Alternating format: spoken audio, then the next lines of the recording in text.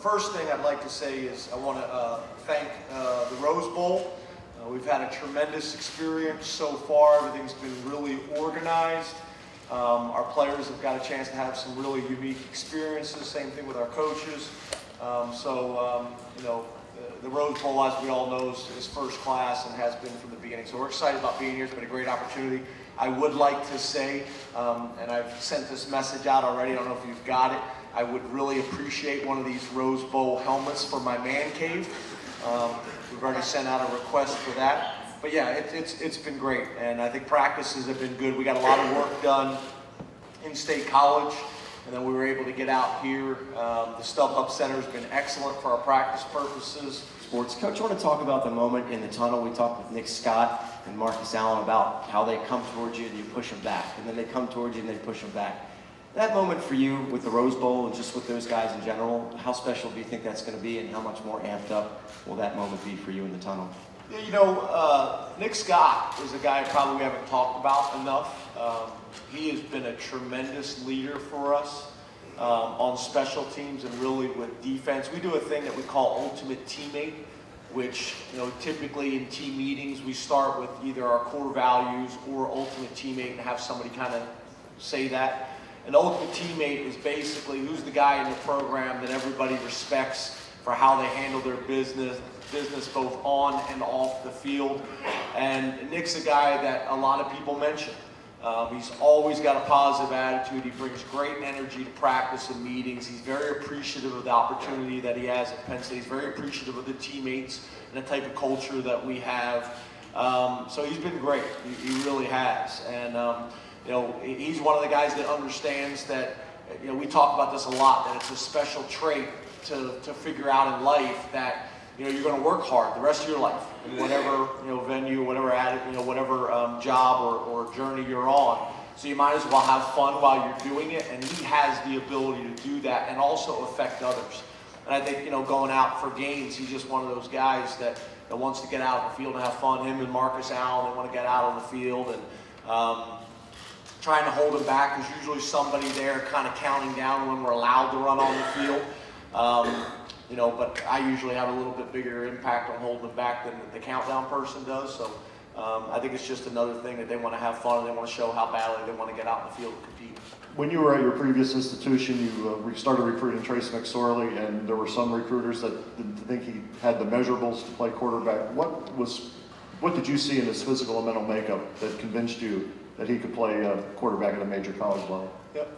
I think what happens is with coaches, we spend so much time and make mistakes one way or the other based on the eyeball test. So when the guy first walks in the room, that first impression, how big, how strong he looks, the body type he has, and we've all seen, there's guys playing in the NFL at certain positions with unusual body types. What you'd consider a bad body type. Really the only thing that Trace is lacking is height. And I think that's probably changed a little bit more. I think probably the NFL and major college football has probably been a little bit more open to different height requirements for that position when you see guys like Russell Wilson in the NFL and things like that. That's changed. It used to be really, really structured in terms of you had to be 6'3", 6'4", 6'5" to play the position. So I think that's the biggest thing with Trace. I mean, you know, he's going to walk in the room and he's 6 foot, 6'1", you know. For us, you know, we kind of list out a number of characteristics and traits by position. And what you're trying to do is you're trying to put check marks in as many of those boxes as you possibly can. And Trace is going to have checks in a lot of those boxes except for the height category. You know, winner, he's a winner. You know, 4 straight state championships games that he appeared in high school. Accuracy, he's got that. Mobility, he's got that. Competitive demeanor, he's got that. Ability to affect people around him. I think that's one of the more important traits is, does he make the people around him better? He does that. Do the guys want to play for him? He does that. You know, he's got a lot of traits. Is he smart in the classroom? And not have to worry about a guy that's going to handle his business academically. Yeah, he's done a great job there. The type of family he comes from, football background. His dad played at Richmond. All these different characteristics that you look for at the position he has. He does not pass the eyeball test. So I think you have to be really careful with things. I think as coaches, you can get intoxicated by certain things. And the most important thing is that you focus on the key ingredients that are going to allow guys to be successful or not. So, obviously we're happy that we got him. You heard us talk about him a lot before he played, and there was a lot of belief and excitement. But I would also say, Tommy Stevens, it was a battle between him and Tommy Stevens, and there's excitement about him in our program as well. So, I'm glad he's on our sideline, and I'm glad he's playing for us. You were talking about your schedule before. I'm just curious, are there even 5 minutes to watch football games today, or what's your interest level? Is it zero, or is it somewhat above that on those games? No, actually, last night was the first night that we really didn't have any responsibilities, which was nice. And my wife was, like, do you want to do this and you want to do that? And we have people in town too. So one of our best friends that's in town, our kid's godmother's in town. My brother-in-law's in town already, and then we got a bunch of people coming in tonight. So she's like, do you want to go out to dinner? Do you want to do this? And to be honest, I was like, no, I prefer to just kind of sit in the room and relax. You guys can go do it, but I want to sit and relax and watch some of the games. So I watched some of the games last night.